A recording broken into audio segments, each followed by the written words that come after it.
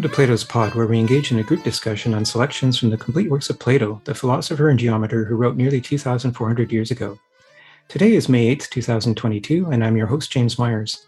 It's a privilege to be joined in dialogue by members of the Toronto Philosophy and Calgary Philosophy meetup groups. Whether you've been with us before or are here for the first time, whether you have experience with or are new to Plato's works, I encourage you to add your voice to our dialogue. To speak, I'd ask participants to use the raise hands feature in Zoom, and I'll call on you in order using your first name. As always, I've suggested 3 themes to focus our discussion, which are posted on the shared drive link to the event notice on meetup.com. As we exchange thoughts in today's reading, I'll briefly summarize and try to connect different perspectives to a common thread of ideas. We can go in any direction the group chooses, but for everyone's benefit, please relate your comments and opinions to Plato's text. After we finish recording in 2 hours, I welcome anyone who wishes to remain online for Plato's Cafe, a casual half-hour discussion on Plato or philosophy in general. So in the second part of Plato's Statesman that we are discussing today, from 279d to 294a, the visitor from Elia equates the art of weaving or intertwining with the ruling of a social fabric. By analogy to the process of fabric making, he asserts that the good statesman is one who takes the measure not only of the extremes of opinion and circumstances, but most importantly of their mean. Can we apply this principle to leadership now, among today's diverse societies, 2,400 years after it was written, particularly as political views have become more extreme and polarized? The art of good statesmanship naturally involves compromise between many competing interests and priorities, and therefore requires an understanding of proportion and not simply seeking the midpoint of extremes. The visitor leads us to understand that knowledge of proportionality, or ratio, is the basis of good rule, by explaining that there are 2 types of expertise in everything that we do. The challenge is that these types of expertise are unequal, and therefore do not produce a well-defined midpoint in their combinations. This inequality, the visitor points out, is inevitable when expertise, both among statesmen and their followers, is variable and of differing types, and thus the need for ratio. The first type of expertise, the visitor says, is one among a number of root causes contributing to an eventual outcome. The other type is the one and only cause of the outcome itself. To understand the distinction by way of analogy, if I create a pyramid-shaped house of cards and then remove one card from its foundation, the house will collapse. In that case, the only outcome is the collapse, and I am its only cause. By contrast, if I remove a boulder from a mountain, the mountain will not collapse, although I and others like me are contributing in some small way to the eventual decay of the mountain over time.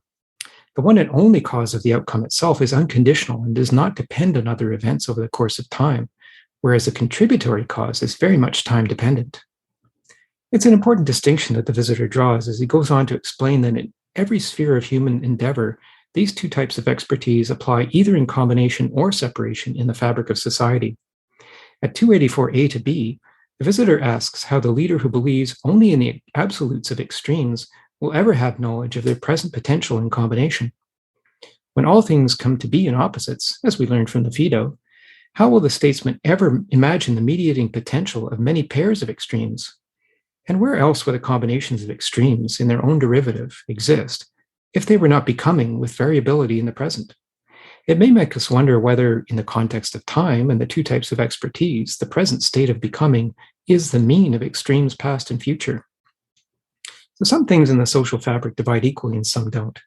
The equal pertains to the even and the unequal to the odd. The even and the odd do not share in the same midpoint, and therefore the visitor asserts that the mean, or due measure in another translation, defines the common ground of the unequal in combination and separation. Taking the measure of the mean, the statesman does not refer only to the 2 extremes of outcome, but to the sum of all potential between them, which is then divided by the number of contributing causes to derive an average. Since it is a product of division, the mean is a fraction and a ratio, and therefore statesmanship requires an understanding of proportion. We've encountered discussion about proportionality before in Plato's works, perhaps most prominently in the divided line analogy of the Republic that featured in our first episode of this season, with respect to the distinction between truth and untruth in unequal measures of intelligible and visible perception. For an excellent summary of the divided line and the proportionality of the 4 levels of cognition that are inherent in it, I highly recommend the Ancient Greece Declassified podcast episode entitled Why People Hate Plato. The subject of proportionality and the mean bring the visitor and young Socrates to examine the constitutional challenges that arise from unequal divisions in societies. No form of government, monarchy, tyranny, aristocracy, oligarchy, or democracy, is immune from such challenges. In 2 weeks, when we read the remainder of Plato's Statesman, we'll see the assertion that over time, the reconciliation of inequalities among citizens, as well as their rulers, is the basis of a flexible social fabric that is capable of adaptation and harmony. Such fabrics exist when led by rulers who appreciate the power of proportion in cutting not to the extremes, but to the mean. So I thought we could begin by witnessing the politics of polarization in the extremes with a speech by a current Michigan state senator.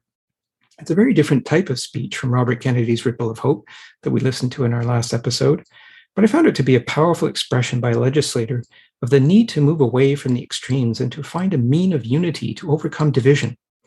In this case, State Senator Mallory McMorrow addresses a fellow legislator from the opposing party who has accused her of grooming children for pedophilia, which is indeed an extreme accusation, simply because she did not agree with the proposition of banning speech in schools about LGBTQ issues. McMorrow's speech, like Kennedy's, places the matter in the context of time as she says, each and every single one of us bears the responsibility for writing the next chapter of history, and we can't pretend the past did not happen. But after she recalls the civil leadership of Martin Luther King and his supporters in the 1960s. The question for now, a half century later, is how do we encourage statesmanship so that such anger and discord is no longer engendered, and to ensure, as Senator McMorrow vows, that we will not let hate win? Thank you, Mr. President. I didn't expect to wake up yesterday to the news that the senator from the 22nd District had overnight accused name of grooming and sexualizing children in an email fundraising for herself. So I sat on it for a while wondering, why me? And then I realized, because I am the biggest threat to your hollow, hateful scheme. Because you can't claim that you are targeting marginalized kids in the name of, quote, parental rights if another parent is standing up to say no. So then what? Then you dehumanize and marginalize me. You say that I'm one of them. You say she's a groomer. She supports pedophilia. She wants children to believe that they were responsible for slavery and to feel bad about themselves because they're white. Well, here's a little bit of background about who I really am. Growing up, my family was very active in our church. I sang in the choir. My mom taught CCD. One day, our priest called a meeting with my mom and told her that she was not living up to the church's expectations and that she was disappointing. My mom asked why. Among other reasons, she was told it was because she was divorced and because the priest didn't see her at Mass every Sunday. So where was my mom on Sundays? She was at the soup kitchen with me. My mom taught me at a very young age that Christianity and faith was about being part of a community, about recognizing our privilege and blessings and doing what we can to be of service to others, especially people who are marginalized, targeted, and who had less, often unfairly. I learned that service was far more important than performative nonsense like being seen in the same pew every Sunday or writing Christian in your Twitter bio and using that as a shield to target and marginalize already marginalized people. I also stand on the shoulders of people like Father Ted Hesburgh, the longtime president of the University of Notre Dame, who was active in the civil rights movement, who recognized his power and privilege as a white man, a faith leader, and the head of an influential and well-respected institution, and who saw Black people in this country being targeted and discriminated against and beaten, and reached out to lock arms with Dr. Martin Luther King Jr. when he was alive, when it was unpopular and risky, and marching alongside them to say, "We've got you," to offer protection and service and allyship to try to right the wrongs and fix injustice in the world. So who am I? I am a straight, white, Christian, married, suburban mom who knows that the very notion that learning about slavery or redlining or systemic racism somehow means that children are being taught to feel bad or hate themselves because they are white is absolute nonsense. No child alive today is responsible for slavery. No one in this room is responsible for slavery. But each and every single one of us bears responsibility for writing the next chapter of history. Each and every single one of us decides what happens next and how we respond to history and the world around us. We are not responsible for the past. We also cannot change the past. We can't pretend that it didn't happen or deny people their very right to exist. I am a straight, white, Christian, married, suburban mom. I want my daughter to know that she is loved, supported, and seen for whoever she becomes. I want her to be curious, empathetic, and kind. People who are different are not the reason that our roads are in bad shape after decades of disinvestment, or that healthcare costs are too high, or that teachers are leaving the profession. I want every child in this state to feel seen, heard, and supported, not marginalized and targeted because they are not straight, white, and Christian. We cannot let hateful people tell you otherwise, to scapegoat and deflect from the fact that they are not doing anything to fix the real issues that impact people's lives. And I know that hate will only win if people like me stand by and let it happen. So I want to be very clear right now. Call me whatever you want.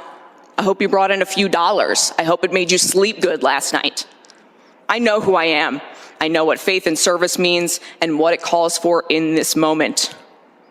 We will not let hate win. Well, I'm just wondering what people think about that speech and what lessons, if any, it holds for us. One thing that struck me in particular is that the discord that develops when there is disagreement over language, which is the essential tool of the soul. So in this example, one side has equated the existence of gay people with pedophilia and the other with freedom of expression. So it has a particular relevance, I think, to the meaning of names. The part at the end of our reading for the previous episode that we ran out of time to discuss, but is reinforced in today's selection at 286A when the visitor says, "The things that are without body, which are the finest and greatest, are shown clearly only by verbal means and by nothing else. But practice in everything is easier in smaller things rather than in relation to the greater."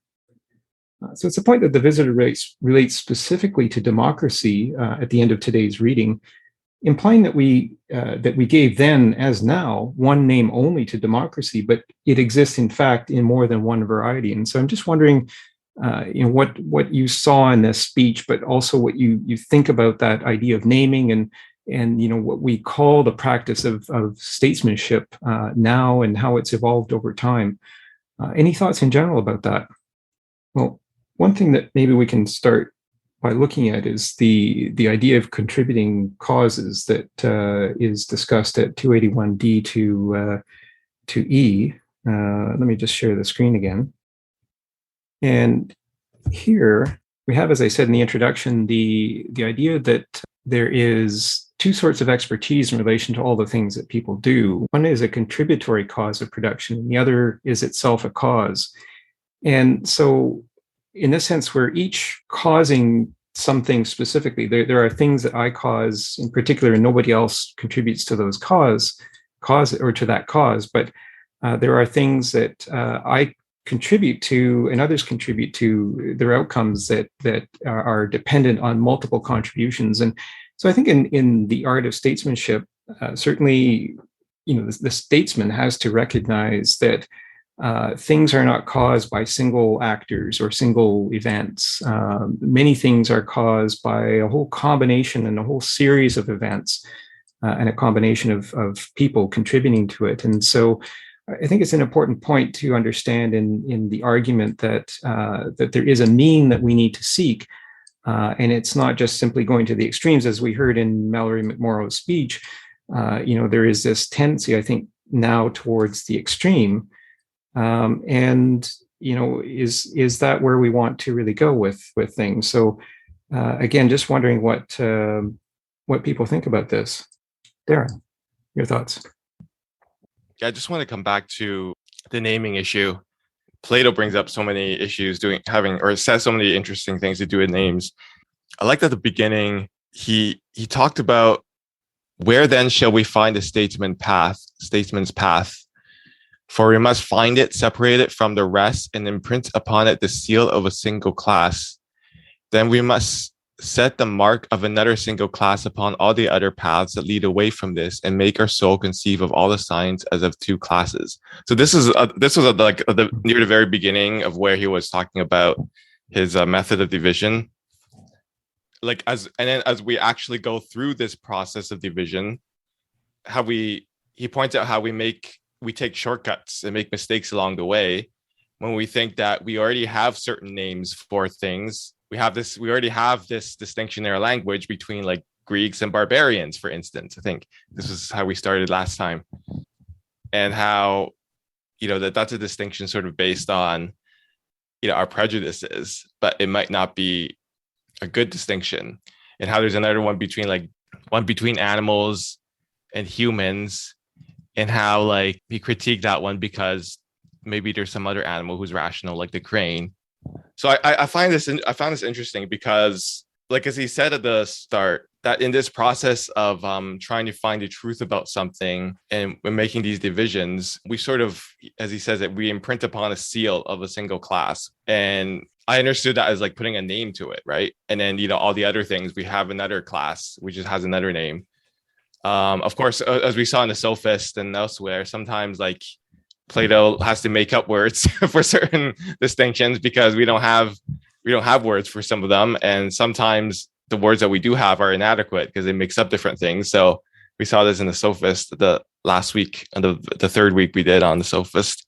Just come back to the speech. The person she was arguing against, who was accusing her of like grooming children, all that ridiculous stuff, like that's playing on people's prejudices about words that already exist in our language, through our history, through our culture, and through associations people make. And that's thinking along the shortcut that I feel like is one of the sort of warnings about doing philosophy that Plato wants to give us in this dialogue. Because I mean, this week we saw several times where Plato was like, "Oh, why are we taking so long? Why?" And people were getting annoyed by how long this is taking. And Plato was like, "Oh no, but we have to.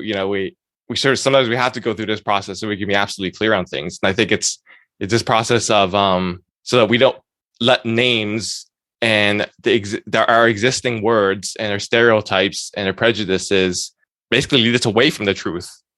And so we have to be careful with words, like like in Plato's case, words like barbarians and animals and so on. Anyway, I just think, I think there definitely is really interesting connections. So it's a good question to bring up, James. Well, thanks. And yeah, I mean, that quote was from 286a again, that where the visitor says, "The things that are without body, which are the finest and greatest, are shown clearly only by verbal means and by nothing else." And my thinking there is that the verbal expression is the only means that the soul has to make an effect on the fabric of space and time, the physical universe, the soul itself being immaterial. So that it's the words that have this effect. And clearly, I think in that speech we saw a very important effect of words. And as you said, Darren, I think that we develop prejudices about words over time, and others induce us to develop prejudices about words. But I think here the visitor is making an important point about naming later on in the section that we're reading today, about democracy, whereas he says, rule by the few, which is, monarchy or plutocracy, aristocracy. There's different varieties of rule by the few, and we've developed names that apply to those particular types of varieties or flavors of ruling.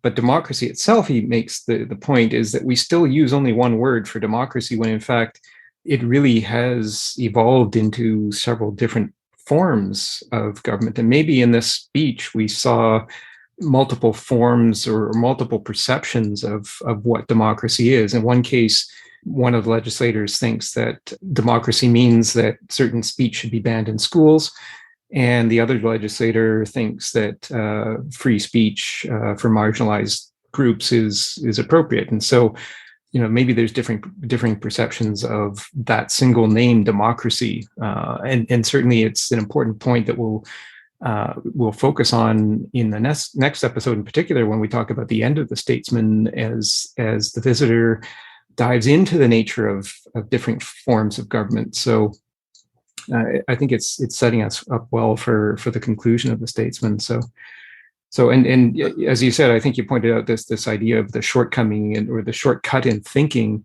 where we want to maybe just use a blanket term to cover all sorts of different things when in fact we should take the time, to separate the different ideas. And that was, I think, what you raised was the kind of little ironic discussion that the visitor had about, well, why are we taking so long to discuss this? And so he's calling into question, why he's used all of these complicated terms, when he could have just rushed to the conclusion. But I think the point is very much that you can't rush to such conclusions. And I think you really put your finger on that. Could you just make a quick comment about what you just said? Yeah. So I think it's great you brought up the Plato's example himself about how we talk about democracy and what words we have for it. Because I thought that's 2000 years later. There's it's still quite relevant because this is something I often find, that there's a lot of discourse about democracy these days and people criticizing democracy and how it's just rule of people who don't know anything or whatever, and it's just but democracy actually takes place in so many different forms. There's so many different structures of it. And so when people criticize democracy, they're just they're playing into this prejudice that is just a blanket idea of just, rule by scary, uneducated people or whatever. But you're sort of casting aspersions on democracy through associating with a form in which it doesn't actually really exist in the world. Like in Canada, democracy means, yes, people have the right to choose their leaders, but there's also a lot of other rights that are involved that protect minorities from, majority vote. And almost all existing democracies actually have this, whether you're talking about democracy in Europe or in Asia, like in Taiwan or Japan or Korea. So I think that's actually a really good example, because I find that in a lot of discourse about democracy, it's actually very hard to talk about democracy in the abstract, because different states and different democratic entities have different voting procedures. For instance, some people are oh, democracy sucks because look, in Canada, a party can win with 30% of the vote. Well, that's not really a problem with democracy. Maybe that's just a problem with a voting system. So anyway, I just think that's a great example, because again, this is just one example, but it's illustrative of how when people talk about or criticize things, they use a word to represent, we're not careful with our words and our concepts, and that just leads to basically kind of pointless discussion, because we're talking about different things. We haven't defined the thing very carefully, like Plato tries to do here in the Statesman. Yeah, exactly. We need to define the thing that we're talking about before we can engage in a debate about it. And and I think I think what you were referring to earlier about the discussion about the length of their talk was at 286B, when the visitor says, not least because of the difficulty we found in accepting the length of our talk about weaving. So he's talking about this analogy about the fabric of society, making that analogy to weaving a cloth. And they discussed it at some length. And that was really just to establish the basis of understanding. And you have to take that time to establish that basis of understanding. But do our current technological tools, which are contributing causes, according to this definition at 281D to E of the difference between contributing causes and the cause itself, do our technological tools actually lead us to be able to have that full discussion and to make sure that we understand what we're talking about? Or is a technological tool, such as the means by which the Senator McMorrow's opponent sent out that fundraising letter using a technological tool, and the fundraising letter just makes this rapid assumption about what the senator was proposing, and so people then accept that without really taking the time to think about it. And that's an important thing that we might want to consider about the use of our technology, particularly with the democratic process that really requires some form of dialogue and making sure that we understand what we're debating about. So thank you for that. And we'll go to Steve and then JK. Going back to originally what we were talking, the he's separating in 281 DE, separating causes into two categories. The contributory cause is the cause itself, and then the tools, or I think this is pretty loosely put. The tools could be a person, could be technology, but then there's things that are acting on the contributory cause. And what comes to mind from that for me is the Buddhist notion of codependent arising, that everything is dependently arising from everything else.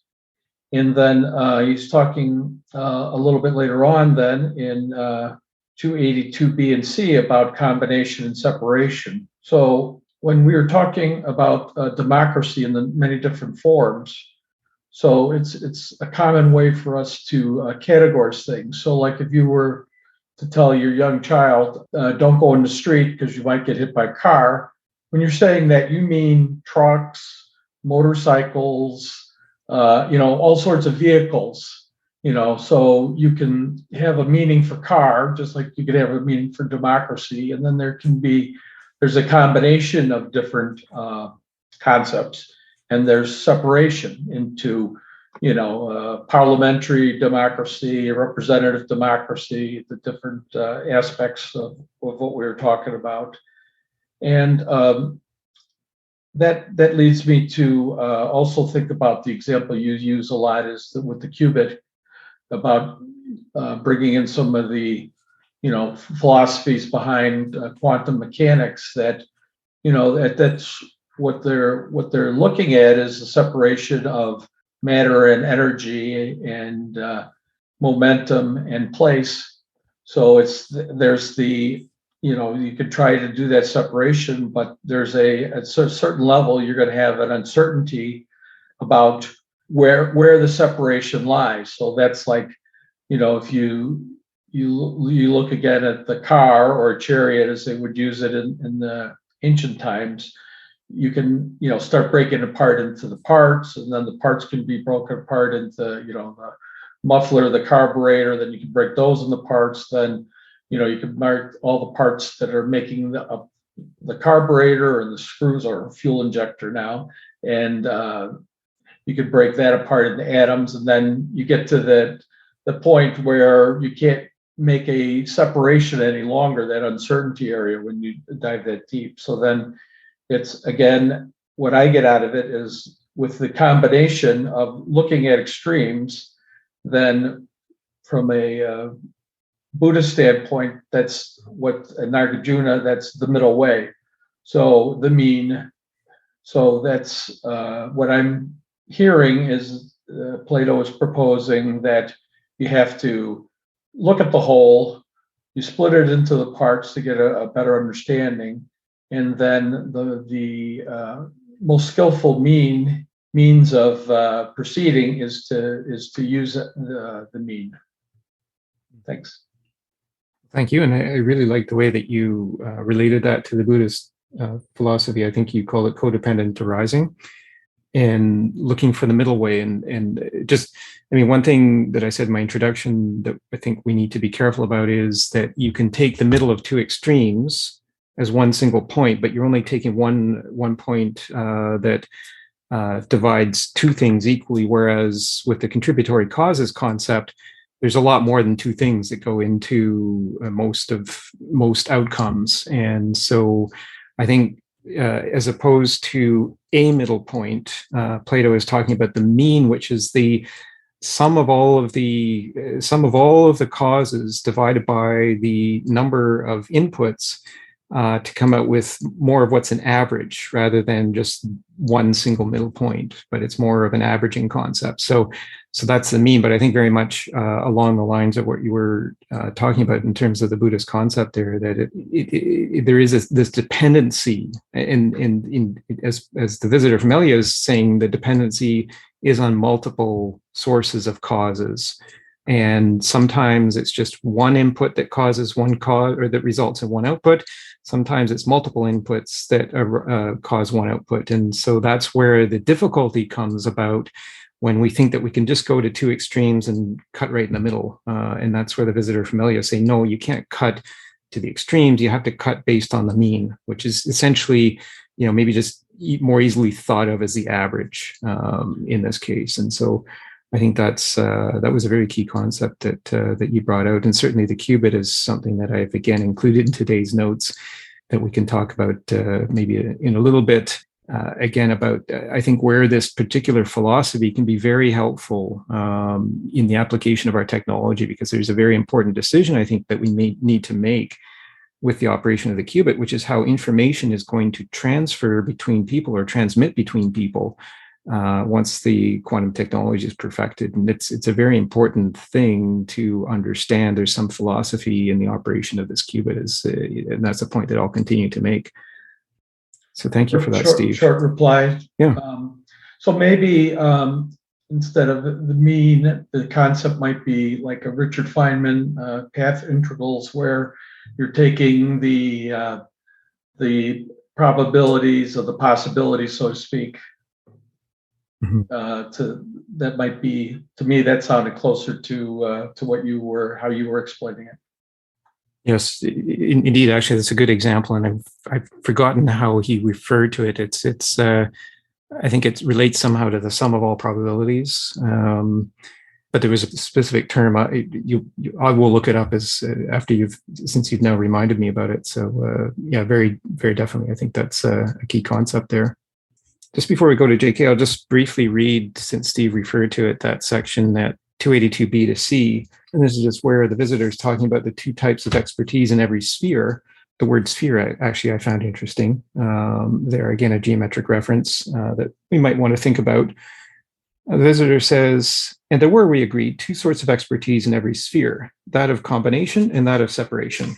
Well then, it's to the art of separation that belong that of carding and all the things just mentioned. He's talking about the process of weaving. For separation, in the case of wool and the warp, which happens in different ways, in the first case through the shuttle, in the second through the use of hands, has acquired as many names as we referred to a moment ago. Then again, by contrast, let's take a part that is simultaneously a part of combination and of woolworking and takes place in the latter. And whatever parts of separation there were here, let's let all of them go, cutting woolworking into two by means of the cut between separation and combination.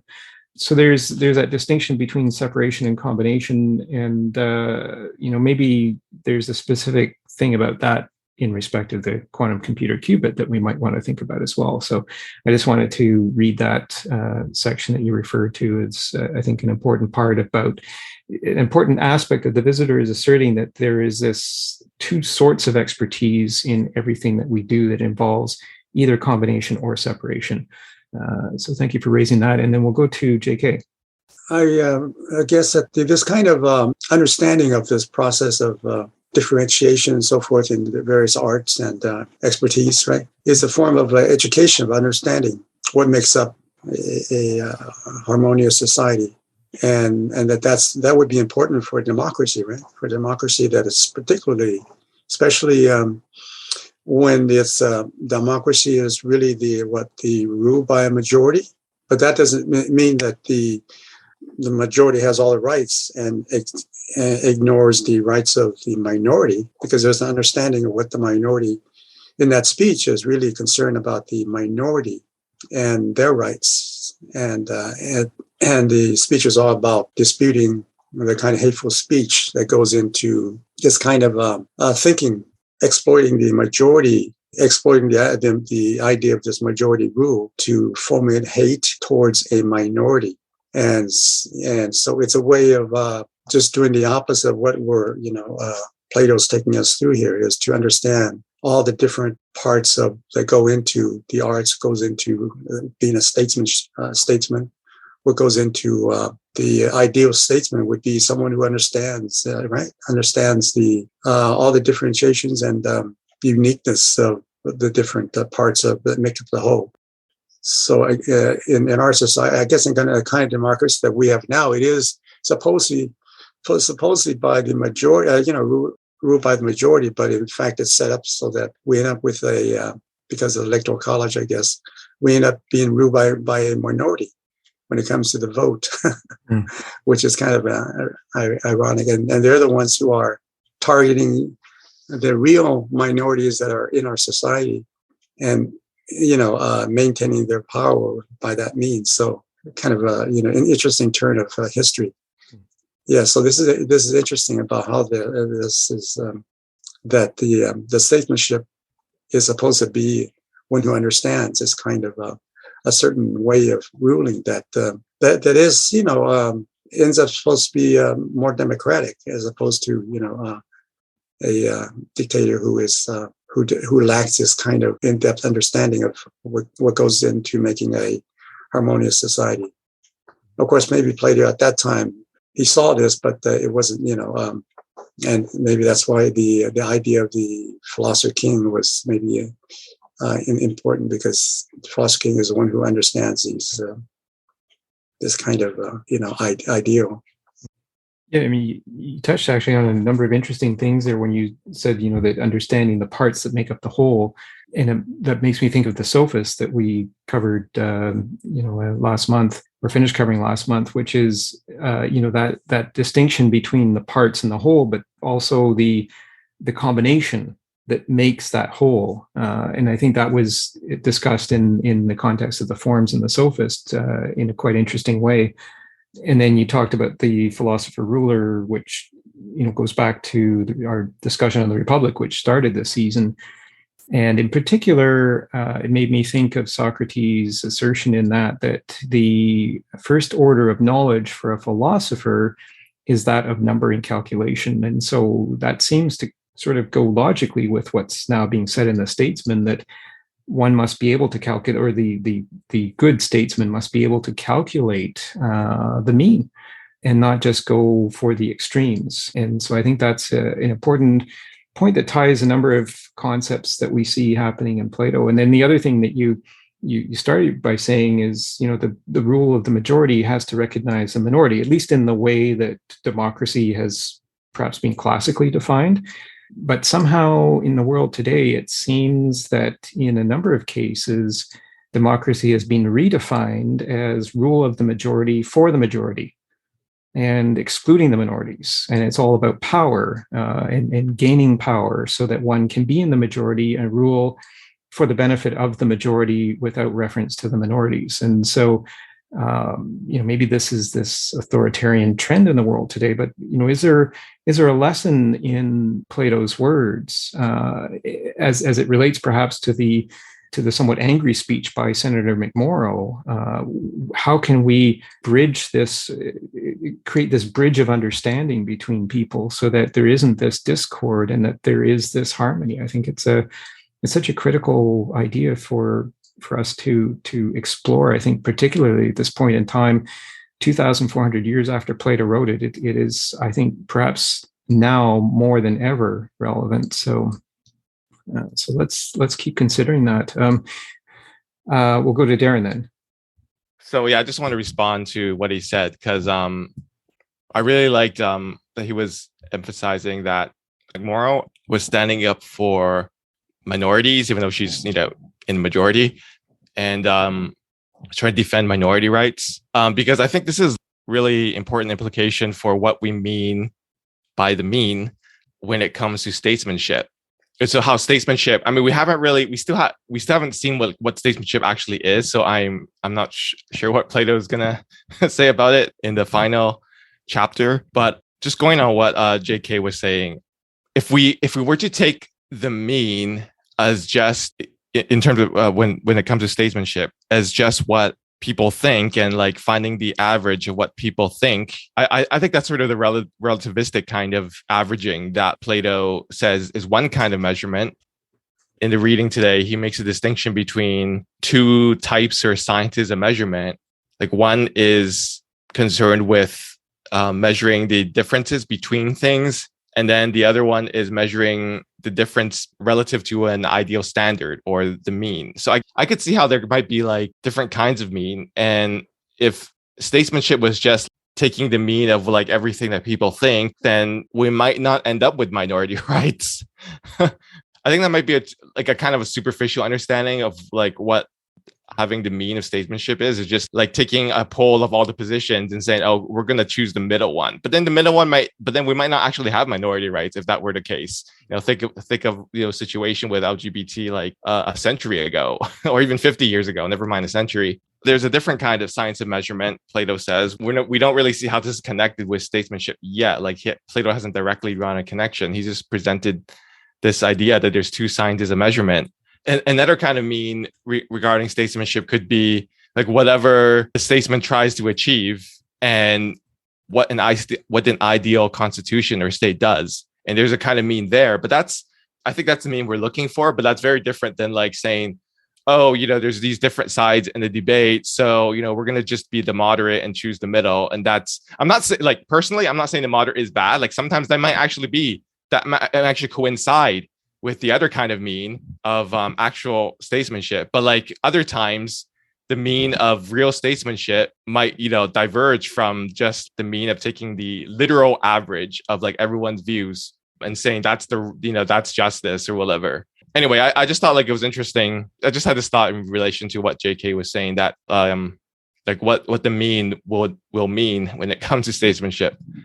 And a good thought too. You pointed out actually a key part. I think that the visitor from Elia is making in this is that there are two types of differences. There's the differences between extremes, like two things, one at each extreme, but then there's a difference to the mean. So it's almost like there's two focal points for the statesman, not just one, but two. And I think maybe sometimes in this rush to simplicity now and this rush to erase these nuances of meaning in names and words, that sometimes statesmen forget that there are two focal points, and they try to reduce everything to one focal point. So I think you very well called out that the statement that the visitor makes, that there are two types of differences, and they're not equal differences, they're unequal differences. And that's what really makes this weaving together of the fabric of society such a difficult thing. And that's what requires the art and expertise of statesmanship. And certainly, I think in Senator McMorrow's speech, we saw evidence that there was an attempt by her opponent to almost eliminate a whole class of people. Gay people are not in the majority, therefore they don't have as much rights, and we can go ahead and ban discussion about them in schools. And but we don't do that for the majority. We only do that for the minority. And I think you said very clearly that we need to think about all classes of people in that understanding of how we deal with differences. And I think that's how you get some sort of harmonious society and fabric of society. So thank you for that. And we'll go to Steve and then JK. So in different parts of it, there's a discussion between different types of government. You have the rule of the one, the king, the rule by the oligarchy, which is the few, and the democracy. So this brings up a lot of the bad points of the rules of the one, and as a comparison of what you have to go with. Oligarchy, you could perhaps look at Russia today as an example of that, and so you can see the problems. And I think with the democracy, the rule of the mean is not necessarily taking an average point of view all the time, but it's getting to the point where, with our discussion, is that the majority of the people feel that the minority have basic rights, and the majority established protections under law for those type of rights. And it isn't necessarily, there's still going to be a vigorous debate among all the members of society about the course of the tools and the course of how society should work. There's, I think, a good example. There's a online course from Harvard by Michael Sandel called Justice. And he goes through a lot of these hard questions. He goes through them. And what I got out of it as his sort of answer, or his proposal, is John Rawls' philosophy, where he takes his example of how you should set up your government. You should take an example as if you were not born yet, and you had to pick the type of government you would want to be born into, where you had no control over whether you would be a privileged person or a non-privileged person. What type of government would you pick? So I think that's the example of the mean, where where you have no, if you have no prior bias, what type of government would you pick so that you're not going to get everything you want, but you're not going to be totally disadvantaged either. Really interesting idea. What type of government would you pick? And I think that's, as you said, it's that free of bias. If you could select, not from sort of existing precedents, but from some ideal, what would people expect? And I think what would people select? And I think we have to be conscious of people's inclinations in that sense. And certainly if we aim for some sort of harmony, I guess if we wanted to be tyrants, we wouldn't necessarily care about that, although tyranny rarely ends, or I could maybe even say never ends in a good way. But the tyrant, of course, doesn't recognize that, because the tyrant isn't given to any sort of philosophical introspection. But, that's the way tyrants are. But if we don't want to be tyrants and we want to live in some sort of harmony, I guess that's the point, is that we have to understand what people would choose if they could choose freely. But it's a good point to make, and certainly appreciate that. That sounds like a really interesting course. And certainly, you talked about the existence of laws, and that's where we kind of end today's reading, where young Socrates asks that the ideal rule may exist even without laws was something harder to accept. And that's something that we'll look at in the last section of the Statesman, is the role of laws and the question of how laws change over time. And do we want to become fixed with a specific type of constitution that was written at one time but may not be applicable to another time? And how do we get that kind of flexibility in laws? Do we erase laws altogether? Or how does the Statesman interact with the laws? So I think that's an important point that we need to keep in mind, that you raised for our next session, where we'll end the Statesman. JK, your thoughts? Yeah, I think following up on that, probably the laws, as long as they are very universal and abstract, that they cover a wide range of latitude and so through time and space. That, like in the Constitution, and I'm ensuring that all people, not just men, but all people, have the right to life, liberty, and happiness, and so forth. Even then, there's that has been changed, right? It has been revised so that you can interpret that in so many different ways. But I think the idea of the statesman, the ideal statesman, is someone, a government, with that is able to put people in positions of power, who is someone who cares, like the herdsman, that the idea of the image of the herdsman who cares for the flock.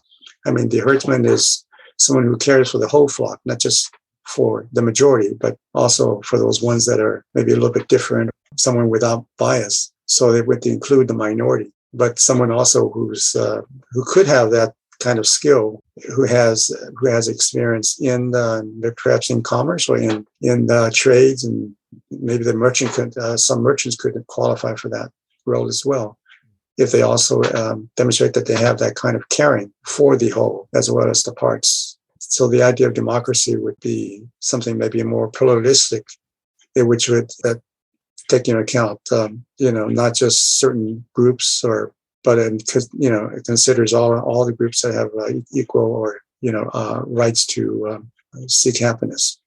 The word pluralistic that you use makes me think of multiplication. If we wanted to go a little bit more mathematical, and how does one deal with multiples of different things? And again, I think that's the point that's being made. I've got this highlight on the screen that we can read shortly, from 283D to 284C, which I think is critical to this section of the Statesman to understand what is being said in this particular part.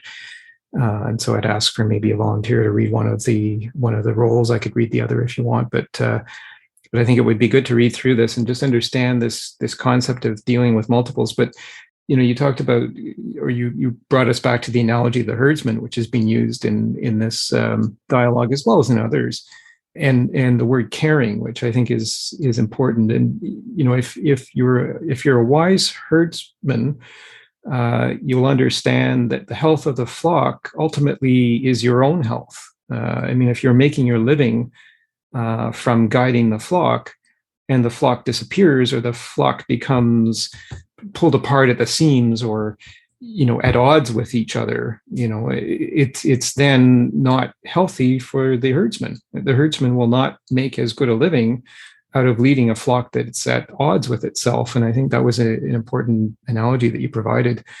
Again, we're dealing with weaving in this particular part of the dialogue, but I just wanted to recall that in our previous session, the visitor from Elia said that analogy is often the best way to understand complex ideas. And so complexities cannot be boiled down into simple statements. And I think this is maybe one of the problems that we're dealing with today in the level of discord that's increasing in ruling of people, is that I think there are a lot of complex ideas and a lot of complexities in living today, maybe some of them arising from technology, which has unleashed a whole set of new circumstances and opportunities which were not originally envisaged in constitutions written hundreds of years ago.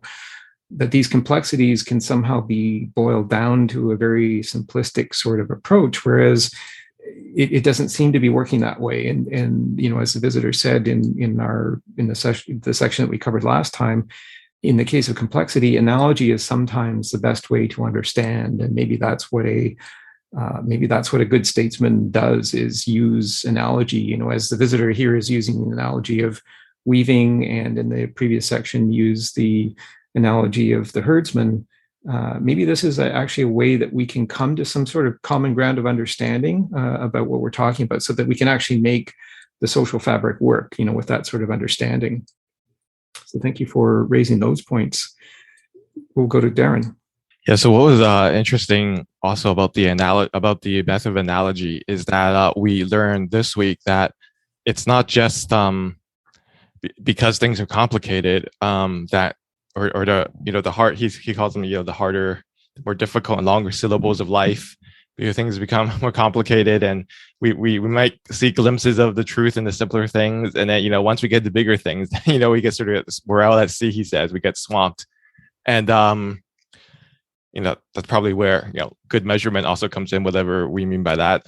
But this week we also see that I thought this was such a provocative passage. I think it's in your document too, at 286A, where he talks about how there are things that can be straightforward to understand, and ultimately because you can just point to them. Ultimately, there's a result in which there's an image, he says, that can be wrought plainly for human vision, and some things have sensible resemblances which are easily perceived, and it's not at all difficult to show them when anyone wishes, in response to a request for an explanation of some one of them, to exhibit them easily without trouble and really without explanation. So there are things in the world we can see, and I feel like a lot of science can actually fall into that. I mean, not all science, maybe, but a lot of it, because if it comes down to an experiment, you can show look at this is the result. I mean, we sort of do rely on that. That's why they're empirical sciences. But then he says, but the highest things, the most important things, the stuff we're interested in, the stuff that we're interested in this dialogue of what they're talking about, he says those things have no image. And the only way to grasp them is to give an account of them, through verbal means, because there's nothing. And I think the suggestion, in so many dialogues, maybe all of them, is that we're talking about the good, basically, that, what that is, and how there's no, or justice, perhaps, in the case of the statesman, and how there's no actual image thing you can point to that say that is justice. But it seems to be the thing that all our, or at least a certain set of actions, such as regarding the state, points to, that is difficult. Elsewhere, he says that things that are troublesome and difficult in practice. And so, so anyway, that's really the only point I wanted to make, is that how we saw before in the last time that the analogy was important for us to gain knowledge about more complicated things. He says that's actually our situation in knowledge. And it was so interesting because he said that even the method of analogy he needs to use an analogy to show what that means, how that works. It's like, oh, we're just stuck in this situation. We just have these analogies for more complicated things, at least. Mm-hmm. And then, but then here, this time, we also like this. I thought this was interesting, that passage I just read, right, where he says that, well, this method and other methods perhaps are needed because there's things that we just can't simply point to and be like, hey, that's the result, that's the truth. That like the most important things are invisible in a way, and we can't just like look at them. So we need analogies and other things to sort of, and maybe that's what the myth is there for too, right? Myth is another way to get us to like attune ourselves to like higher things that we can't literally point to a god. Like, I don't think that's what Plato's saying. Like, the myth is a myth, but it's like to get us through, again, the verbal means to have a sense of maybe the highest ideals of justice. Very interesting connection there to myth, and certainly Plato uses myth a lot. At the end of the Republic, there was a myth of Ur. In the Sophists, there was that whole story of the creation of the universe. It's really interesting, actually, that in the way you tie that to analogy. I think that was really interesting. And then, you also again brought us back to 286a. The statement that the things that are without body, which are the finest and greatest, are shown clearly only by verbal means and by nothing else. And this, I'll remind what I said in the introduction about that Ancient Greece Declassified podcast episode, Why People Hate Plato. And in that episode, the host, Lantern Jack, makes the point that one of the reasons people hate Plato is because of the way they perceive that he has a disdain for empirical evidence. And I think maybe that's a perception in any event, but the way science goes now is that we want to prove things empirically, but some things cannot be proven empirically. And I think that's the point that the visitor from Elia is making at 286a. Some things simply cannot be proven empirically, such as the things that are without body, the invisible things. And those are the things of the mind, that part of the universe that is not physical, and certainly the soul. And that's why I think Plato focuses so much on the soul. The soul is invisible and it's not subject to empirical proof. But that's the trouble that people have with Plato, is that trouble that we are surrounded by things that we can see. We are surrounded by data that the five senses deliver to us, and we default to thinking that is all there is, and then we forget what's inside us, which is invisible, which is the soul. And that's what the Statesman, I think, in particular, needs to remember, is that there is something that is without definition in each of us, and the fabric of society depends on bringing some harmony to that which is otherwise without definition. Steve, your thoughts? Wondering if you are going to get to what do you think the forms are, your moderator's position. The last line of that has really intrigued me. Being just is at all time its own derivative. And just curious if you're using that in a mathematical way also. Yes, I'll remind people, this is a proposition I brought out a few episodes ago. What do you think the forms are? And I've repeated it on the front page of today's notes. And I do use that kind of in a mathematical sense perspective. So what I've said, my proposition, is that the forms are the means by which our minds in the eternal realm of being recall the logical order of cause and difference in the variable state of coming to be of the present, to which all physical objects are limited. The forms are geometric, but in order to provide the mind a complete account of the physics of the coming to be of the forms, the forms neither exist in nor affect the geometric limits of space and time that define the present. There are no physics in eternal being, which has neither past nor future, and therefore no present to divide it into two parts. Being, which is in the domain of the mind, is one without limit, having capacity for neither increase nor decrease in its infinite density. Being just is, at all times, its own derivative.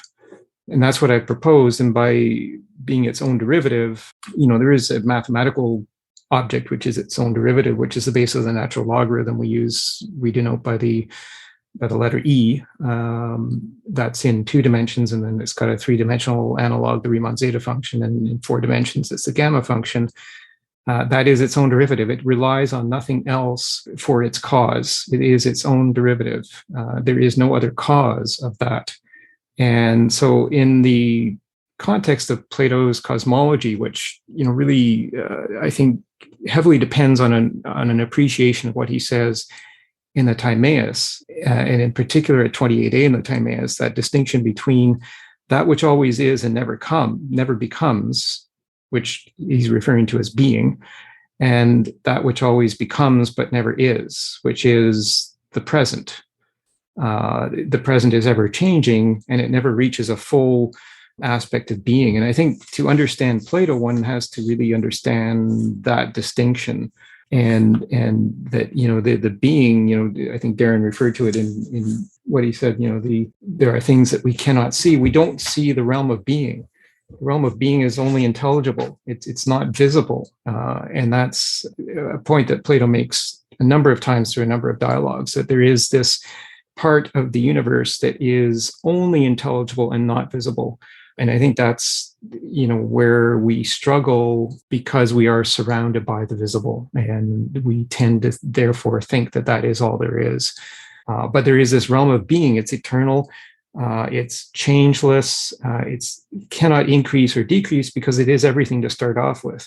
And that's where we really need to, our minds cannot grasp that precisely, but we have to grasp it by some means, by reason, which is, one of the faculties of the soul, and by analogy. And I'd love to talk to people about, this idea of what the forms are. This is my proposition. I'd like to hear from other people what they think about this, and if they've got alternative propositions. But I think it really does have to relate to the order of logic of cause and difference. And I really think that that's, as I reflect on it more, I just keep coming up to that conclusion more and more. So I'm open to discussion on that. Darren, your thoughts? So I just want to go back to the thing you said earlier about why people hate Plato, and tie this in with like the discussion of like what's invisible here. So you mentioned that. So I haven't listened to that podcast. I will definitely listen to it. I just haven't had the time yet. Well, I highly recommend it. Yeah, it sounds great. But you said that apparently people don't like Plato because they think he's they think he's all about the invisible and ignores the empirical, or dismisses the empirical and practical aspects of life. I think what is interesting and provocative in Plato is actually that, so he says, as we discussed earlier, that he thinks the highest things are invisible. And in this dialogue, he seems to be, hinting at something like justice or something like that, and only can be understood through these other means to sort of get us closer to it, like myth or analogy.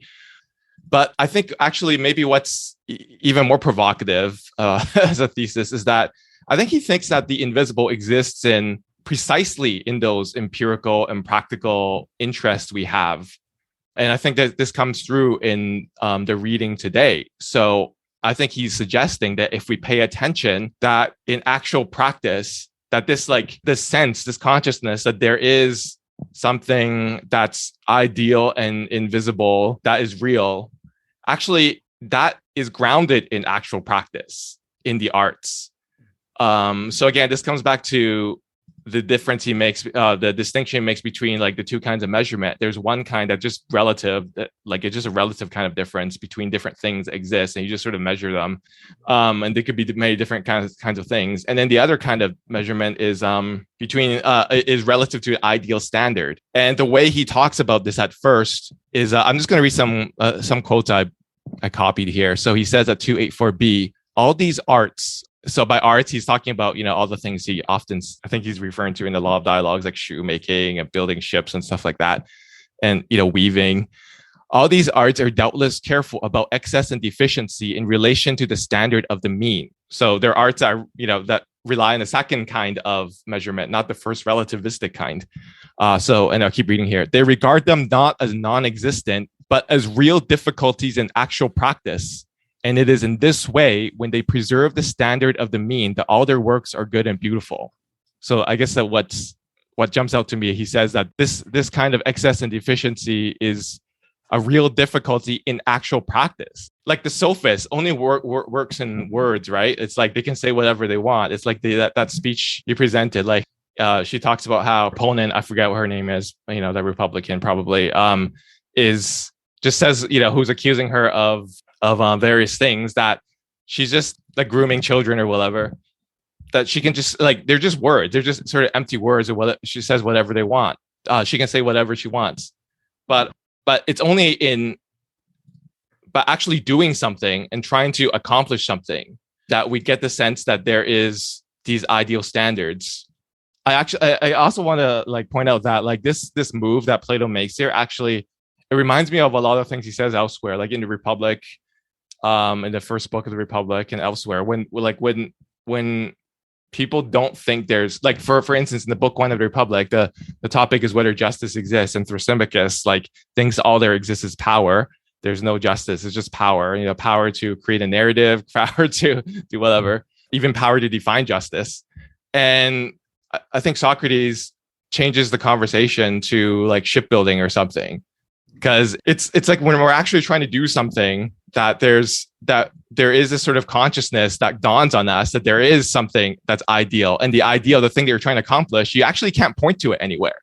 Like when you're trying to build something like that hasn't existed yet, that's going to be an ideal that actually doesn't exist anywhere in the world yet. That's actually, in a way, like in a sense, sort of non-empirical, and you sort of have to sort of follow a train of thought somehow, however we do this, to get to something that's beautiful and good, as Plato says here in that passage I read. So anyway, that's basically what pretty much my attempt at saying how the ideal, like certainly the highest things, I think Plato does think that they're, in a way, they're sort of abstract, like justice, and you can't just point to something and be like, oh, that's justice. And so we need other means to understand it.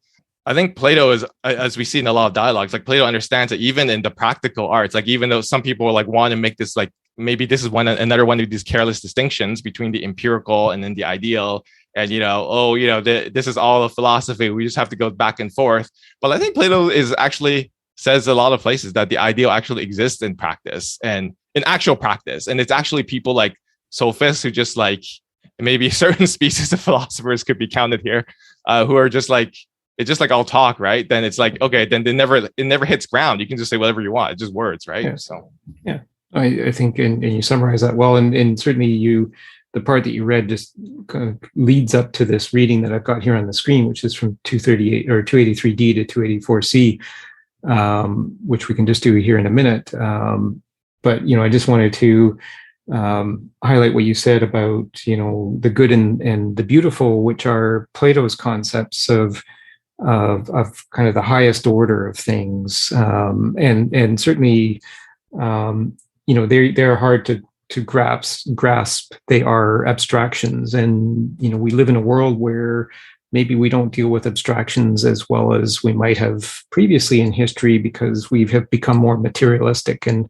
less focused on the immaterial and far more focused on the material. And you're not going to find any absolute definition of the good and the beautiful in the material. So I think that's a point that you made. And then you did make the point that the invisible exists. And that makes me recall the first part of the Philebus that we discussed back earlier in the season, where the point was made that there are measures of both the limited and the unlimited in everything. And the limited is the physical, right? Everything physical has a limit. And the unlimited is the metaphysical, or that which has no body, which is what the visitor from Elia is saying at 284 or 286A. So I think those are important points that you raised. And then also the idea that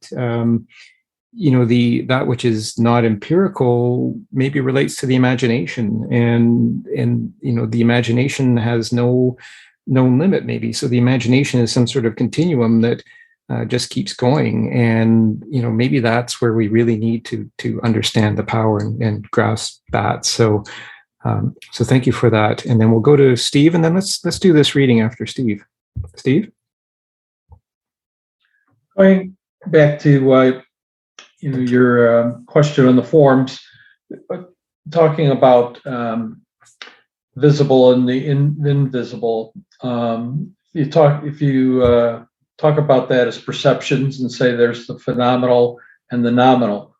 So the phenomenal is everything you can touch, hear, feel, see, and then the nominal is the things that are happening in the brain, that is, or in the mind. I'm sorry, that is ideas, concepts, the forms.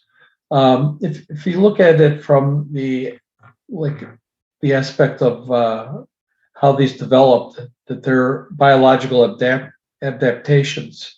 The vision was helpful for, it was natural selection, and vision was useful, so it became a part of what we are. And so the same way, so are most of the functions of the mind are like an iceberg. Most of them are controlling programs, let's say, or algorithms, like the feedback loop from that touch, feel, how we're getting those nominal perceptions, running our livers, our breathing, our heart. So there's a lot of the nominal going on that we never see. The part we see is assimilation of the world. So this organism, the human, is Homo sapien, it creates a simulation of the world, so it allows it to function in the world. You get feedback loops of what's going on. You see a car, you don't walk in front of the car. It gets to higher orders about types of government and how this organism can best survive.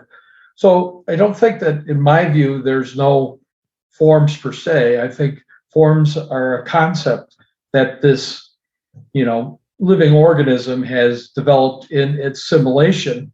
So it's just part of that simulation. It's, if you had, totally different beings based on totally different, maybe not even, organic, maybe beings of, totally different structures, or that those, forms that we have come up with would not exist at all. So my view is that the forms are a concept. Thank you. And I think I would agree with that. I mean, I've in my proposition, I've said that the forms neither exist in nor affect the geometric limits of space and time. I think they're a way that we read those geometric limits. They're kind of like a reflection of those geometric limits. And that's what the mind uses to understand the geometry of space and time that's going on. So I think that's I think we're in agreement on that. And I really like the way you made that distinction between the phenomenal and nominal. And you use the analogy of the mind being like an iceberg taking feedback, which I think is also very much in line with what I'm thinking about in terms of the form, is that feedback mechanism. And you said that we see a representation or a simulation. That makes me think of Timaeus 37e, I think it is, where Timaeus said that the creator made a moving image of eternity. And because the infinite being itself is capable of neither increase nor decrease, but we live in this realm of this physical realm which is subject to increase and decrease, which is subject to differences, right? But the eternal is not subject to that. So what we live in is a representation or an image of that. And I think that's what comes clearly through in Timaeus 37e. There's some geometry in there as well with respect to circles, which is a theme that keeps coming up in Plato. But I think that we have to understand that we are not infinite beings ourselves, but we are part of a system that has infinite being in it. And that's Timaeus 28a, that distinction between that which always is and never becomes, i.e. the infinite being, versus that which always becomes but never is in terms of being an infinite being. And that's in the present. And that's where we are. And again, I think that that's so absolutely fundamental to understanding what Plato is saying and the role of the mind. And I think it's actually very powerful. But I think if it's not understood, that people then start to dismiss Plato on the basis of being some sort of anti-empiricist and telling us that we are not capable of being rulers because we're not philosophers. And then he becomes seen as an elitist. And In any event, that Ancient Greece Declassified podcast episode, Why People Hate Plato, he starts with talking about a speech that Plato made. Plato's one and only speech, apparently, and it did not go down well. And maybe it's because he was misunderstood. So, or maybe that could just be a bit of an apocryphal story. So, JK, and then let's do the reading. JK?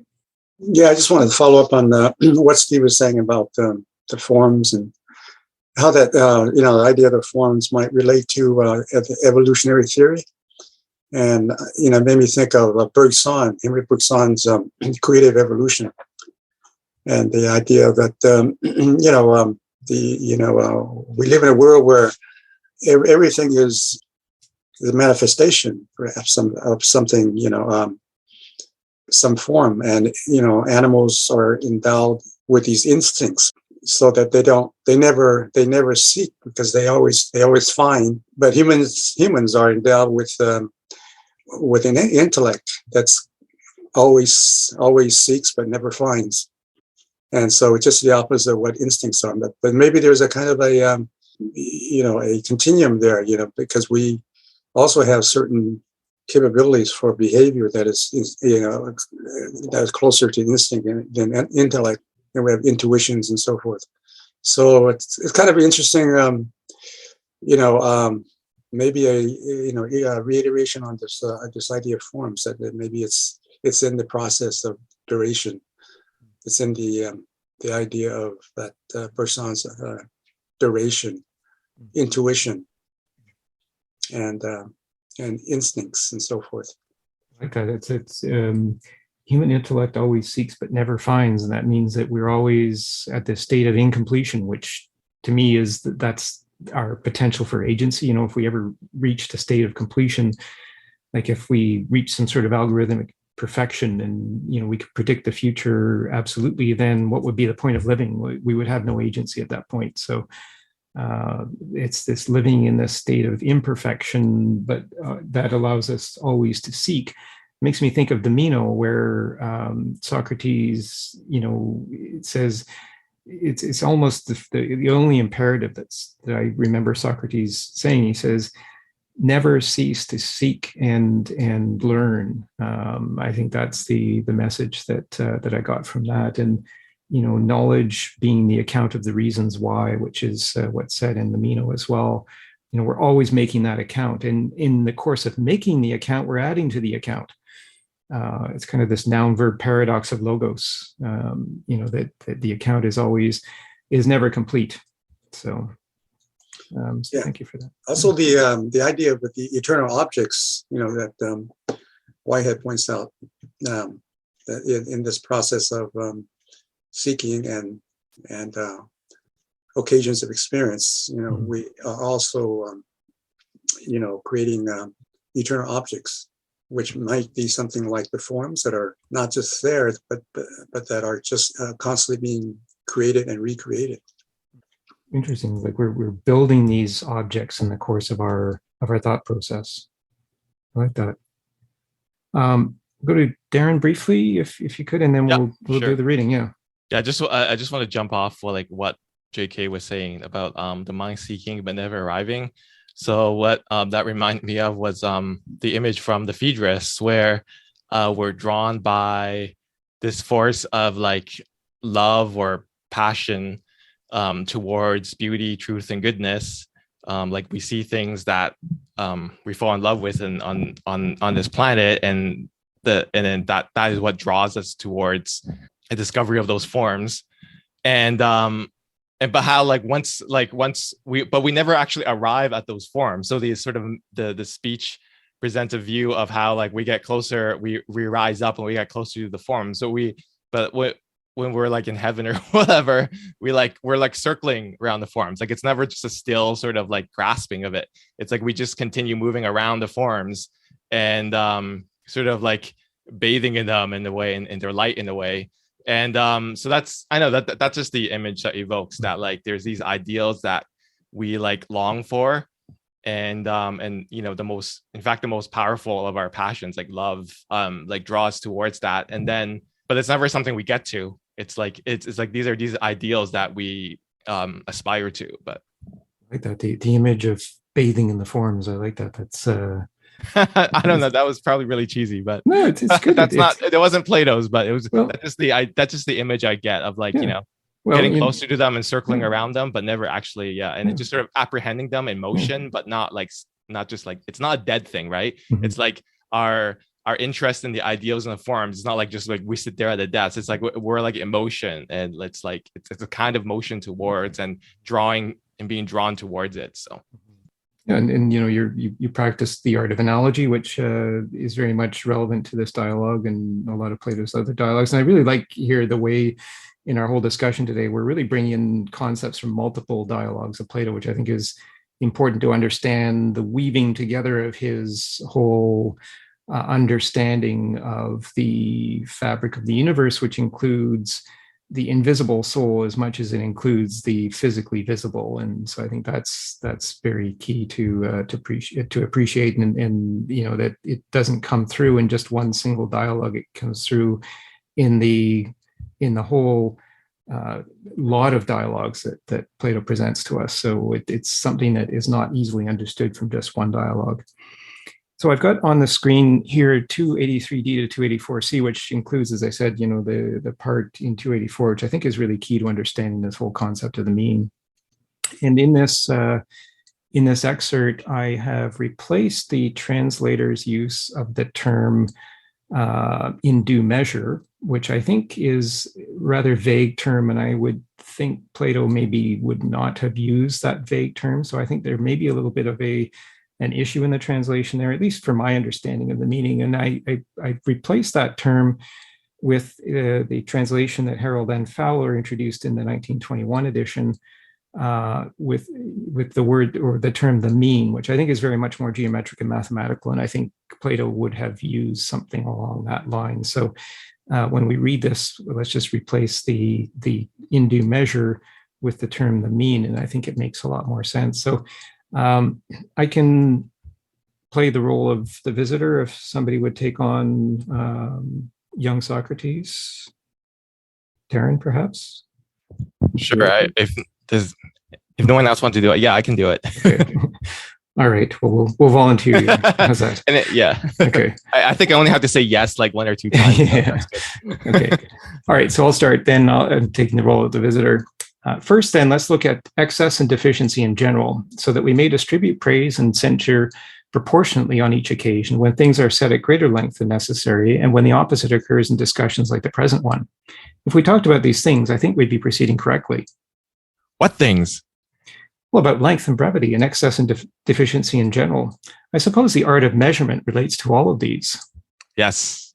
Then let's divide it into two parts. That's what we need towards our present objective. Please tell me how we should divide it. Well, this way. One part will relate to the association of greatness and smallness with each other. The other to what coming into being necessarily is. What do you mean? Does it not seem to you that by its nature, the greater has to be said to be greater than nothing other than the less, and the less in its turn less than the greater and nothing else? It does. What about this? Shan't we also say that there really is such a thing as what exceeds the mean, and everything of that sort, in what we say or indeed in what we do?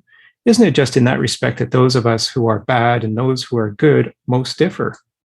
It seems so. In that case, we must lay it down that the great and the small exist and are objects of judgment in these twin ways. It is not, as we said just before, that we must suppose them to exist only in relation to each other, but rather, as we have said now, that we should speak of their existing in one way in relation to each other, and in another in relation to the mean. Do we want to know why?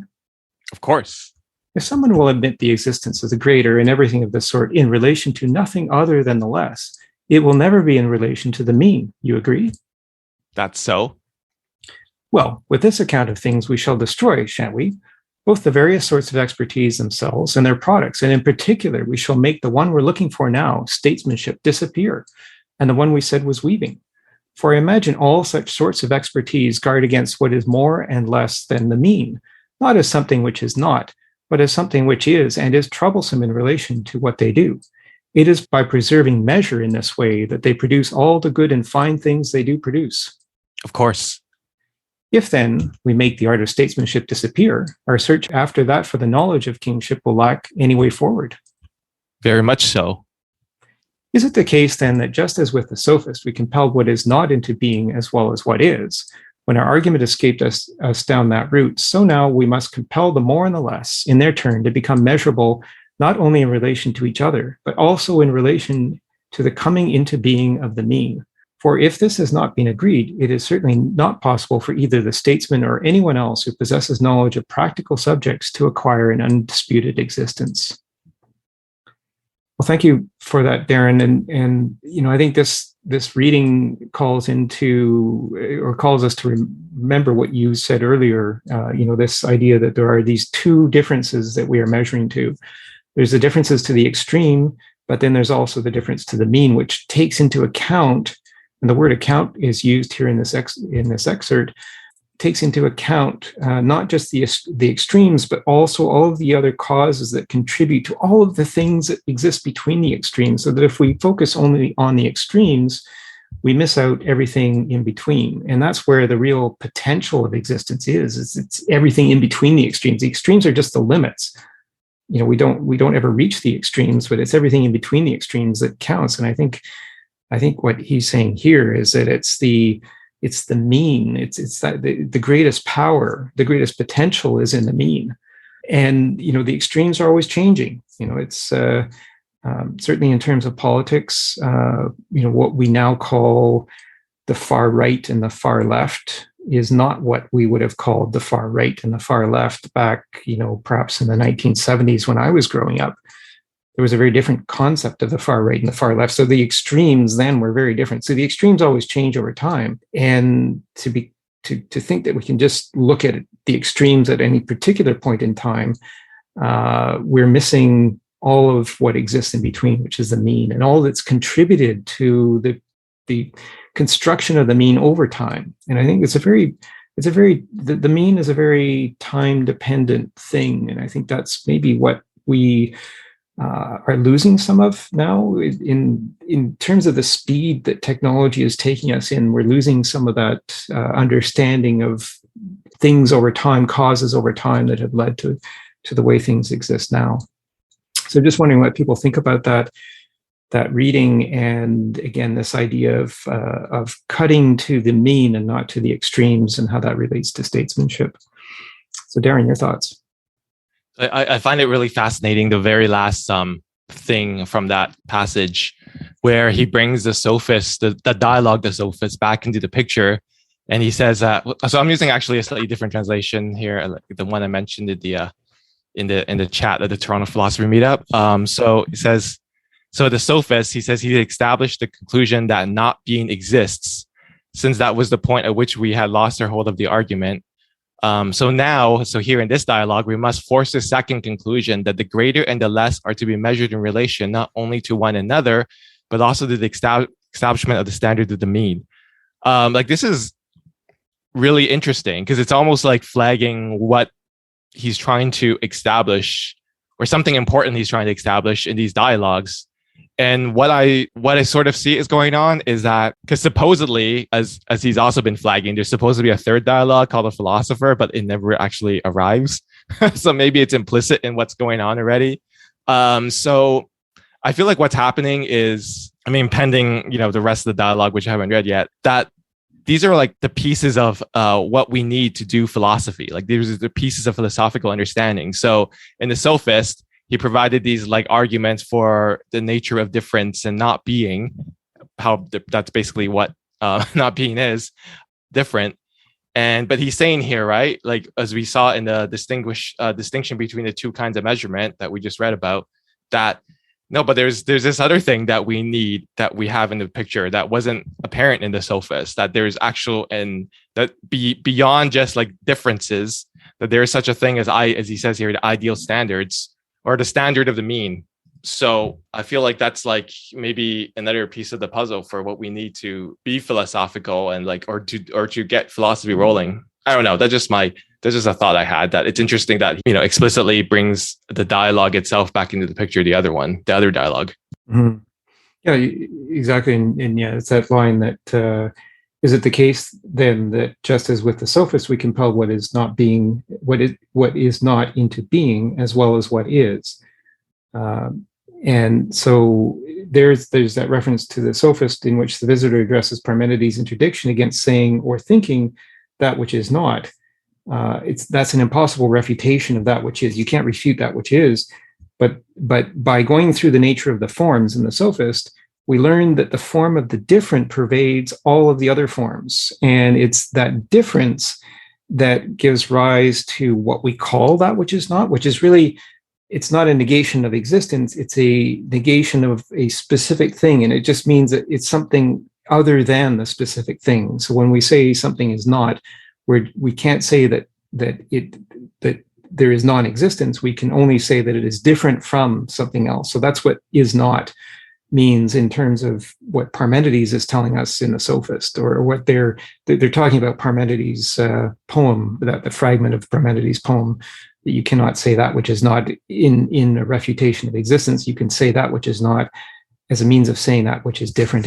And for those who want, I have included in the end of my notes here for today excerpts from the Sophist 255C to 257B, that particular train of logic that the Visitor Familia uses to explain the forms and the interaction of the forms, which is key to understanding, I think, what Plato's whole concept of the forms is. And I think that needs to be well understood. And again, that's something that you cannot get from any single dialogue of Plato's, but when you read all of the dialogues in their totality, then I think that starts to become a lot clearer, that 255C to 257B in the Sophist. So yeah, I mean, there's this mean that develops, and I think in the last part of today's reading, I've highlighted 287B to 287E.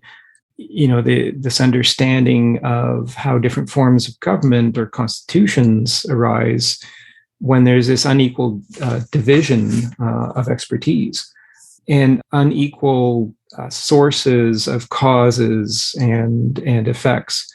And I think that's where we'll get into in our next episode when we look at those different forms of government. And it's a very important discussion. I think we're having a lot of constitutional challenges now, presently, certainly in terms of democracy, which seems to be trending in a number of countries across the world towards authoritarianism.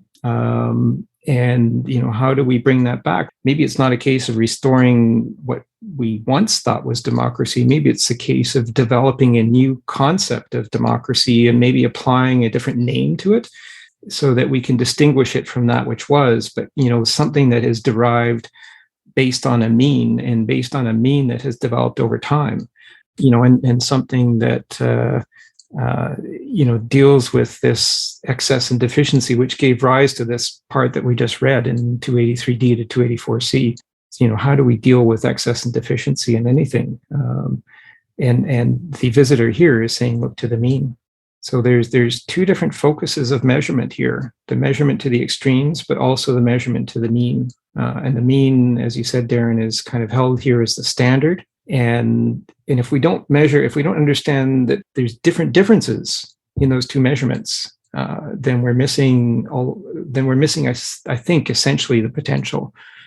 I think there's some mathematics and geometry in that statement that we could explore if anybody's interested at some point. There's certainly some geometry and mathematics in that. So does this idea come through with some clarity then, the idea of the mean? And again, I've replaced that, the one particular translation that I've been using, I've replaced the term in due measure with the other translation, the alternative translation, which is the mean, because I do think the mean really explains much more clearly what's being spoken about here, is that it is some form of averaging over time. Yeah. Is the idea of the mean in the forms or one of the forms? That's a very good question. Yeah, I'd have to think about that, but I think when we think back to the 5 key forms that were discussed in the Sophist, that which is change, rest, the same, and the different. I think actually the mean, it's an interesting challenge, JK. I think the mean could actually be almost defined from the existence of those five forms. Certainly in the sense that the different pervades all of the forms. I think that's maybe a key concept where the mean comes through. And I think certainly in the divided line, which I've featured on, so the divided line is in the Republic, and that featured in our first episode this season, the divided line at 509D to 511B, the mean is discussed there. So I think there is some consistency in Plato's use or references to the means in terms of the forms. I'll just maybe read that brief part from the Republic about the divided line. So this is the divided line, which gives rise to the four levels of cognition, which I think, again, is very well explained in that Why People Hate Plato podcast episode. But here in the Republic, 509D to 511B, it said, understand then that, as we said, there are these two things, one sovereign of the intelligible kind and place, and the other of the visible, is like a divided line into two unequal sections. So again, they're dealing with inequality here, as they are in the Statesman, two unequal sections. Then divide each section, namely that of the visible and that of the intelligible, in the same ratio as the line. So again, they're talking about ratio, which the mean is. In terms now of the relative clarity and opacity, one subsection of the visible consists of images, and the other subsection of the visible put the originals of these images, namely the animals around us, all the plants, and the whole class of manufactured things. Would you be willing to say that, as regards truth and untruth, the division is in this proportion? So again, reference to ratio. As the opinable is to the knowledge, so the likeness is to the thing that it is like. And then he goes on further to talk about the process of cognition. So I think that was an interesting use of proportion and understanding of the mean, and that's why I've put a diagram here on the cover page of the notes of the golden ratio. You've got two unequal sections, A and B, and the golden ratio is how these two unequal sections relate to each other.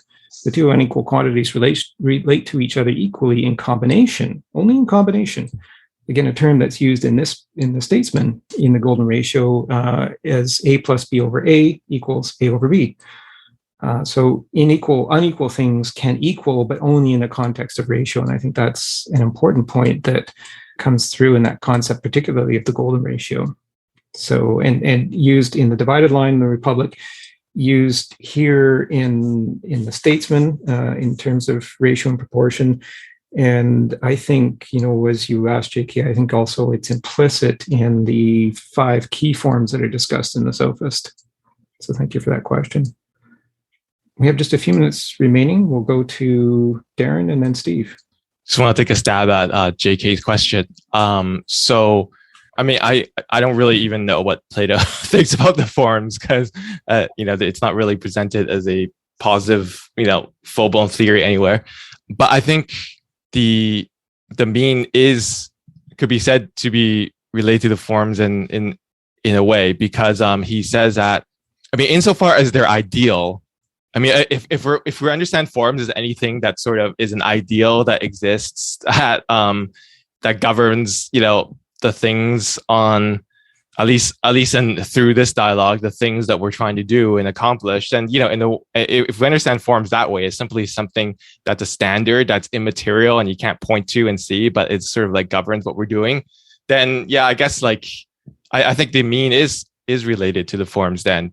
So he says that there's something 284E. I thought this was an important passage for me at least. So he just sort of reiterates we've already read, and then he says one more thing at the end. So I'll just read this paragraph. We should evidently divide the science of measurement into two parts in accordance with what has been said.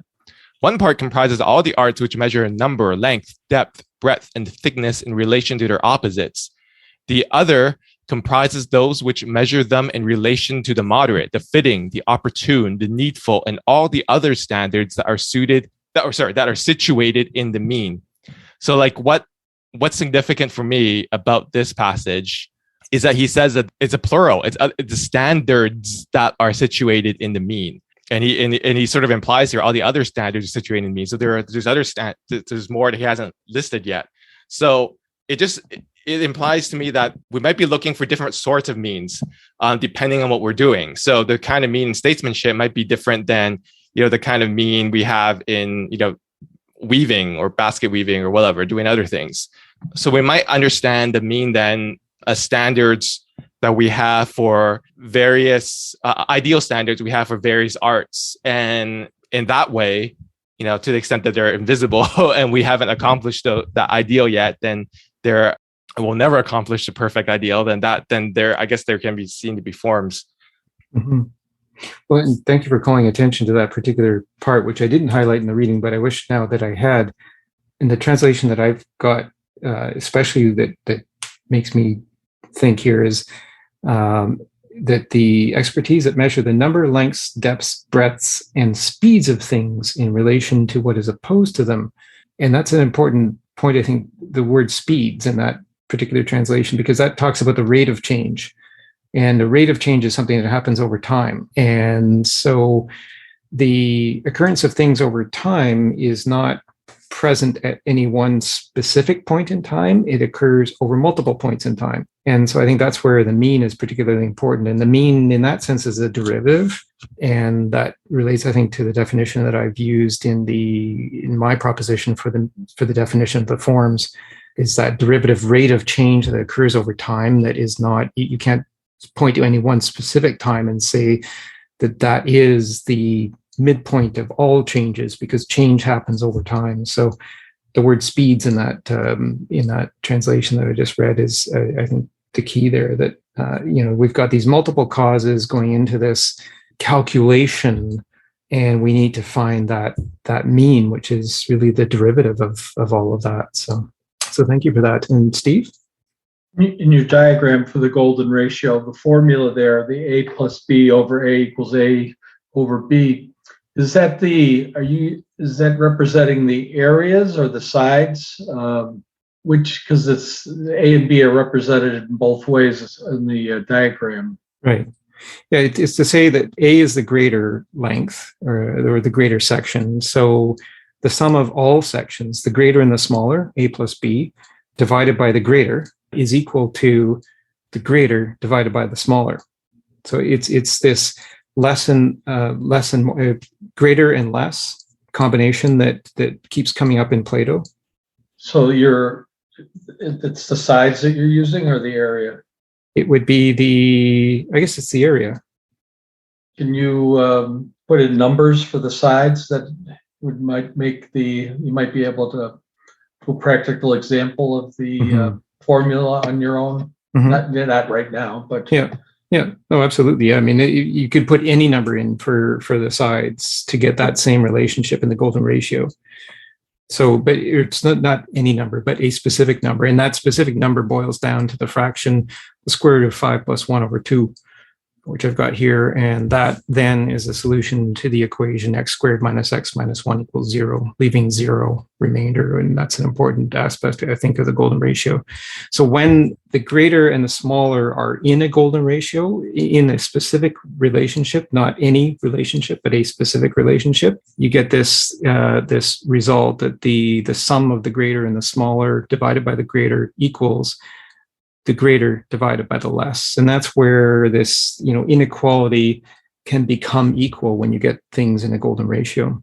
And I think that's an important point is maybe that the statesman needs to understand how we've got these inequalities are just they will always exist. We will never get perfect equality in society. Or in the fabric of society, but where there's inequalities, the fabric still has to bend and stretch and be flexible and harmonic. And I think that's, maybe the ultimate of harmonics is the golden ratio, certainly when there's inequality, and that's maybe the way that harmony is arrived at, is in that particular relationship when you get those inequalities in that specific proportion, so that inequality no longer exists in that when you put them in that ratio. And I think very much that's what the visitor from Elia is saying here, is that when you just look at 2 points and you take the middle of those 2 points, you're missing that whole relationship. You're missing the means of bridging those inequalities and getting things into a harmonious state. And that's why, I thought that speech of Mallory McMorrow that we started with today I thought was really helpful to illustrate what happens when that harmony is lost, when people who are in the role of leaders and legislators forget that there is some sort of common definition that needs to be defined, some sort of common ground that needs to be found, and instead they go and seek to divide people and to launch these extreme accusations against each other. And it poisons the whole process of statesmanship. And so I think consequentially, those who run for office, are maybe more those who are inclined to look for those divisions. And the people who are more inclined to seek harmony, whether it's Mallory McMorrow or Robert Kennedy, as we heard in the speech that started the last episode, those people who seek some sort of harmony between people are not inclined to run for office. Why would they want to expose themselves to this sort of poison and division that goes on now, if that's what being a statesman is? And so maybe we're losing that kind of concept of statesmanship. And maybe what the visitor familia is saying in terms of searching for the mean is so critical to restoring some sort of balance and harmony in statesmanship. Darren, any closing comments? Yeah, I just want to say I really like what you just said there. And the Plato at 285a says we often confuse and mix up these two ways of thinking about relationships. So I mean, as we've been saying all along here, there's this comparing and measuring things relative to each other, and then things relative to a standard. And so often in politics, whether like local politics or even international politics, where people, politicians debating each other, or like parties or governments or entire nation states, like they do the first kind of measurement, and they think that's like really important or significant. And they're just comparing like each other, like who's better and worse. I have more of this, you have less of that, you're worse there, you have more vices there.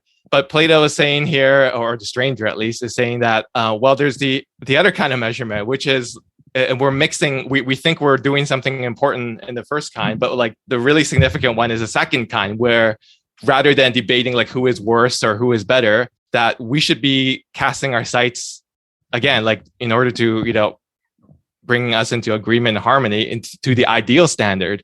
And why aren't we debating like who is living up to a certain standard? I mean, I'm not going to say that's the only thing we can talk about. Like perhaps Plato doesn't foreclose that we can talk about things and people relative to each other, but like he wants to point us towards maybe this more important debate, at least when it comes to statesmanship, which is not who is better or worse relative to each other, or, which states are necessarily better or worse, but like how, like relative to each other, but how they are relative to the standard. And we have to understand that standard. And then we should measure each other relative to that standard rather than each other. And it's that second kind of measurement that is important in the end. Yeah, no, well said. And the standard itself is a derivative of everything else. So the standard arises in those combinations, in separations, and that's what we started talking about in today's episode, this expertise in combination and separation. And that's how the standard arises. The standard isn't inherent. It's a derivative of all of those combinations and separations. And I think that's what the statesman needs to understand. And again, it makes me think of what Socrates says in the Republic about the philosopher requiring knowledge of number and calculation. I mean, this isn't some sort of heartless calculation. It's a calculation that takes into account what people do over time. And I think that's so essential to living in harmony together, which is really what we need to find, especially as we have this tremendous technological power now that could literally destroy us. And we have heard a specific leader in the world threatening nuclear war several times recently. And this is the state of affairs that we need to absolutely avoid. I mean, we cannot destroy ourselves. Destruction is really just a result of a state of mind, and it's the state of mind and how it develops that we really need to understand and get leaders who appreciate harmony and how to arrive at some sort of harmony that's key. So we've had another great discussion today. I mean, we've covered so much and touched on so many of Plato's dialogues. And I think we've derived some really important concepts and ideas that have been brought to the discussion here today. So I'm really looking forward to exploring how all of this ties up in the end of the Statesman, which we'll read the last part of the Statesman in our next episode in 2 weeks. And to see how that really reflects on what the visitor from Elia is saying about the forms of government. And then maybe we can just think about how we apply that understanding that we've developed, having read the full Statesman by that point, how we would apply that understanding to developing a better form of living together, a better form of society. I think that's the key. We have to, maybe put into some practical use this knowledge. This isn't just for discussion only. I think it's for use practically as well. And I think that's the advantage of dialogues, is that we can take away some sort of practice with this. And, and to the extent that anybody has examples of really good statesman-like speeches, maybe a short clip of 4 or 5 minutes that we could play at the beginning of the next episode, please do send them to me and I'll consider it. And I do have one in mind. It's not exactly a statesman. It's a civil leader. But if there's any other examples that people think are particularly striking of somebody who has said things that very much talk about harmony and talk about or imply the mean, I think that would be very good to hear. So I just wanted to use these practical examples in our sessions on the Statesman, really to bring philosophy to some sort of day-to-day reality, which I think is the key. And Plato would have been very happy with that. So. Can I just make a quick suggestion, James, before we wrap up? It might also be interesting to see examples that are opposite of statesmanship too. So actually, when in my previous comment, the kind of discourse I had in mind, I put this in the comments, is whataboutism, where when you're arguing about politics or policies, like people just point out, well, what about that thing you did? But that's definitely, if anything that's definitely the first kind of measurement, right? Where we're just measuring things relative to each other and it doesn't go anywhere. We're just accusing each other of how, who's less terrible. Yeah. So maybe there's definitely a lot of examples of that. And then I think what you're asking is examples of statesmanship where the measurement is relative to the ideals. Absolutely. Yeah, we can look at that too. So just a thought. Yeah. Well, thank you, everybody. And so those who would like to stay online for another half hour for Plato's Cafe, just a casual half-hour discussion on Plato or philosophy in general, more than welcome to do so. And otherwise, we'll get the recording posted. So those who can listen to the podcast and share in our dialogue can do so. And I hope to see everybody in 2 weeks when we finish the Statesman. So thank you again for being here today.